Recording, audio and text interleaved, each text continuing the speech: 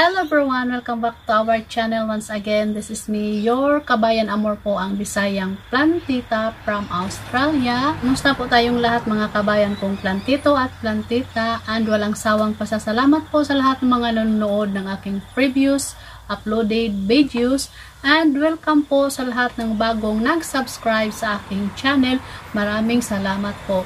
At kung may time ka po mga kabayan, pwede nyo rin pong bisitahin ang ating Facebook page na Kabayan Amor din. So this vlog mga kabayan, nandito sa ating harapan ngayon, nakikita nyo ang aking mga jelly bean. So ang nagagandahan kong mga jelly bean. So mayroon akong tatlong varieties ng jelly bean na ipapakita ko sa inyo. And then ito po yung ina-upload ko na video clip doon sa ating Facebook page Kabayan Amor, na ilang araw na silang nauulanan doon sa ating outdoor shelves. Una, meron tayo dito yung ating sedum rhabdotentum jelly bean. So dati shaded area siya, kaya yung tag niya dito ay naka-shaded. Reflex ko din yung video niya dati nung hindi pa siya ganito yung kulay niya. So ayan po, ganyan po siya nung naka-shaded pa.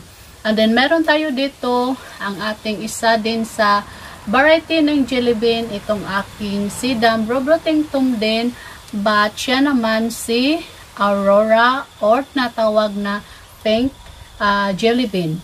I think 5 days ko pa lang siya sinabak din doon sa ulanan, and then i-change na po yung kulay niya into pink, kasi maganda po si Aurora mga kabayan pag super stress na siya, kasi talagang magpipink yung color niya. Like this one na nandito sa bottom. Yan, maliit kasi siya yung nakaharap sa sun. So, gusto ko siyang pugutin. But for now, wag muna. And then, meron din tayo dito sa aking hangin basket. Ito naman siya si sedum jelly bean. So, blue jelly bean. So, ito yung parang common na nakikita ko sa Pilipinas na siya, tinatawag siya na banana jelly bean. So, nakahanging basket po ito mga kabayan. Ayan. So, yung place po nito is doon po, parang na-picture ko na din siya sa aking Facebook page. So, nakahanging po to siya, rain or shine. So, silang tatlo mga kabayan, rain or shine. Doon po sa mga nakakita ng aking video about my jelly bean basket na blue jelly bean din. So, hindi ko na mailagay yung basket dito kasi malaki naman yung basket. Sing laki ng half ng table ko. So, wala na akong space. Kaya ito na lang yung nakahanging ang ating ilalagay dito. So, now mga kabayan, konting update lang din po. Soil na ginagamit ko, cactus and potting mix na nandito sa sako. Ayan. I-flex ko lang po yung picture niya. Yan po yung lagi kong ginagamit sa aking mga succulents and cactus. And then also this one mga kabayan na dapat talaga fast draining soil. So kahit isabak natin sila sa ulan ay mag-survive po sila at kayang-kaya po nila ang ulan. So, when it comes sa pagdidilig, kung hindi nyo pa isabak, lalo na sa mga bago palang tanim, so as always, lagi ko din sinasabi na i-check nyo lang po yung soil if dry, din saka nyo na siya didiligan, and then check nyo uli yung soil if dry. So, ganun lang na routine. Dry, then dilig, if dry, dilig. Ganun lang po ang aking way ng aking pagdidilig ng aking mga succulents.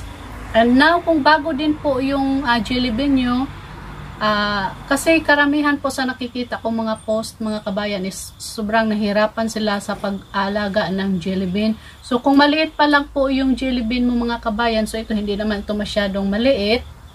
For example, assuming na maliit pa siya, then isang strand lang po, isang sanga. So, wag nyo po munang ilagay sa arawan. Ilagay nyo lang po muna sa shaded area, kasi to iwas na rin na magkakasunburn yung jelly bean ninyo mga kabayan. At kung may tanong kayo kung bakit nalalagas yung dahon ng jelly bean nyo, scroll down nyo lang po yung aking video or check mo yung playlist ko. May playlist po ako dyan na all about jelly bean. So may mga title po yun, bakit nalalagas ang dahon, ano pa ba yung iba, basta may playlist ako about jelly bean. and then propagation din. So propagation mga kabayan, dalawang paraan, cutting propagation and leaf propagation. So ang lagi kong ginagamit sa aking mga succulents, kaya dumami sila ng ganito, ay lagi kong ginagamit ang cutting propagation kasi mas madali lang po mag-progress yung tubo once na cutting propagation ang gagamitin nyo kaysa leaf propagation na mas matagal ang tubo. Matagal yung makikita nyo na tubo. So not unless pag ganito nakarami yung jelly bean yung mga kabayan, ay kusang yung mga dahon na naglalaglagan po dyan ay kusa lang po silang mag-propagate ng sarili nila. So kaya nagganito na po yung aking tawag dito, ang aking sedum. So nagsiksikan. So yung mother po nila nito mga kabayan, yung na-picture ko din dati, so ipiplex ko lang yun dito. So maliit lang po yung mother niya until now. Compare dito sa anak lang niya kasi ito mga kabayan, ilang beses ko na siyang pinugutan. So now, ano nga ba magparami ng jelly bean? So advice ko po sa inyo, kung gusto nyo na ganito ang looks ng inyong jelly bean mga kabayan, ay si jelly bean ay tatanim nyo po sa open na pot or bunganga or either recycle. Kasi ito, ayan po, nabili ko lang ito sa off shop. So dalawa ito. And then, may marami po siyang butas. Kung baga, streamer po ito siya mga kabayan. So, binili ko siya sa off shop. So, yung isa nito is, ang nakatanim is yung ating pickle plants. Kasi gusto ko rin si pickle plant na mag-spread lang talaga sa malaking open na bunganga. So, kung gusto nyo pong magiging ganito ang jelly bean nyo. So, yan lang po ang tip ko sa inyo. Itanim nyo siya sa malaking pots or no need naman na magandang pots. Kung may planggana kayo na maliit, hindi masyado yung planggana na malaki, so pwede nyo siya itanim doon. So like this one mga kabayan, recycled din ito.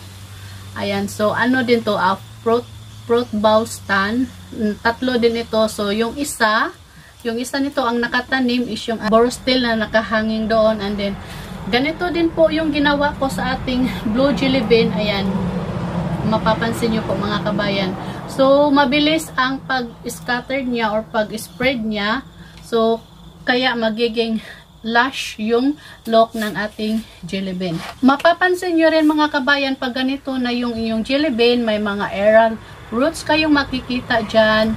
So, like this here. So, hindi ko na yan sila binibigyan ng pansin. So, another tip po sa inyo, huwag nyo pong i-stressin yung sarili nyo kapag may mga napapansin kayo na mga, for example, may mga nakikita kayong mga kagat-kagat dyan or may mga dot-dot kayo nakikita dyan, may mga nakikita kayong mga ugat na lumalabas dito sa stem, like ganito. So, huwag nyo pong i-stress yung sarili nyo, hayaan nyo lang po. Kasi pag na-stress kayo sa kanila, mas lalo din yan silang mai-stress. Kaya lagi kong sinasabi na huwag po nating i-baby yung ating mga succulents kasi mas lalo po yan silang mag-iinarte. So, when it comes sa pagdilig ng aking, mostly sa aking, sa aking blue jelly bean mga kabayan, kasi nakahanging siya, so hindi ko halos maabot yung niya. So, pag tinatanggal ko yung niya, yung chain is nakikisuyo ako sa jowa ko natanggalin. But now, yung ginagawa ko na lang sa kanya na malalaman ko na sign na talaga siya na uhaw na siya is pinipisil ko lang po yung mga dahon or bottle. Once na malambot yan mga kabayan, kumukulubot, lulunurin ko na yan siya sa tubig. Yung iba, pag sobra yung dilig, nalalanta. Pero sa kanila parang sanay na din siguro sila. So, ganyan yung ginagawa ko, nilulunod ko sa tubig. So, and-dry din ito. And then, this one, as nakikita nyo, super basa pa po yung niya. Kahit mga dahon niya, mga kabayan, super basa. Kasi ilang araw na straight ang ulan dito. So, now, ang gagawin ko sana dito, kung paano ko po sila naparami ng ganito dito sa ating kaserola. Ating kaserola mga kabayan, kasi nga hindi pa sila ganito dati. So ang ginagawa ko, kapag for example ganito, humahaba na sila ng ganyan mga kabayan, ang ginawa ko is kinakat ko yan. Hindi niyo na kasi makikita dito. Kinakat ko po yan kasi gusto ko level yung pagkaano niya, pagtubo niya. So, if ever may makita akong humahaba, kinakat ko yan. And then, tinutusok ko lang po dito agad-agad sa kanyang pot. So, cutting, then tusok, cutting, tusok, cutting, tusok. So, yan po ang aking paraan kung paano ko naparami ang aking itong jelly bean. Marami diyang mga dahon naglalaglagan. So, normal lang po yan. Dagdag na rin yan sila once na sila ay tutubo. And magiging ganito na po yan sila medyo kapal. So, this side po is red siya kasi ito yung ano naman sila talaga kasi full sun siya. Yan lang po ang gusto kong i-share sa inyo mga kabayan. Cutting propagation and leaf propagation. So, gaya nitong ating aurora mga kabayan. Mayroon siyang dahon na nalaglag dito. And then may makikita tayong roots dito. So, hindi ko yan iniintindi. So, kusa lang po yang magkakaroon ng sariling ganyan. Dahon lang po yan. Super healthy pa yung dahon niya mga kabayan. And then, kung napapansin nyo, mayroon na siyang ayan, mayroon na siyang rosette. Ayan, so mas okay na yang mahuhulog yung dahon doon mismo sa top ng soil kasi kusa lang po yang magdahon. And then, so ito na nga yung aking favorite sa lahat. So nilalagay ko sila doon sa ulanan. Last week, sobrang red nito last week mga kabayan. As nakikita nyo dito, sobrang red siya kasi straight din 5 days ang init. And then this week, ayun nga, straight ng ulan. So medyo pag naulan lagi, nawawala yung kulay nila. Pag bumabalik naman yung init, bumabalik din yung kulay nila. Same with sa aking blue jelly bean na dati super ganda din ito last week. Pula-pula yung tips niya. And then, may ipiplex ako dito na picture na anak nito. Ganyan po ang looks niya dati na full sun na sobrang red yung niya tip. So, nawala yung init for ilang days. Pumalit yung ulan. So, nawala din yung kagandahan nila. Pero babalik din yan. Actually, babalik pag nag-straight na din yung full sun. So, same as with my aurora mga kabayan. Dati dito ko siya nilagay sa table ng aking mga slow grower.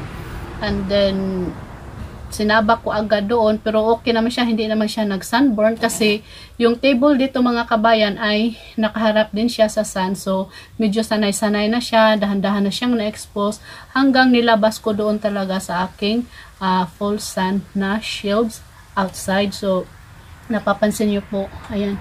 And then, may ikakaganda pa yan mga kabayan kapag sobrang init na talaga. Ayan. So, sa ngayon kasi medyo yung kulay niya kasi yun nga, umuulan. So, straight kami ulan dito. So, yan po ang aking isi-share sa inyo mga kabayan. So, gusto ko sanang mag-propagate. Pero, as you know na, sa mga hindi pa nakakaalam, lilipat kami ng bahay. So, tinitaste ko talaga. Ang dami kong gustong i-propagate. Ang dami kong iripat. Ang dami kong gustong ihiwalay. So, like this, ng aking tawag dito aking Echeveria agaboid mga kabayan na yung pots niya ayan po, punong-puno na po ng malalaking pots around it.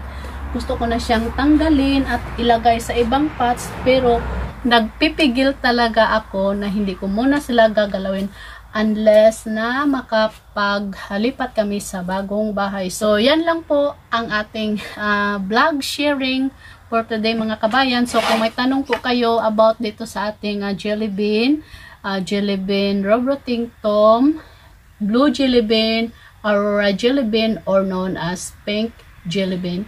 So comment lang po kayo, and negative comments, positive comments, welcome po dito sa aking channel. So kaligayahan nyo yan, kaligayahan ko din to. So thanks for watching everyone. See you on my next vlog. Stay safe, stay healthy, and God bless. Bye-bye!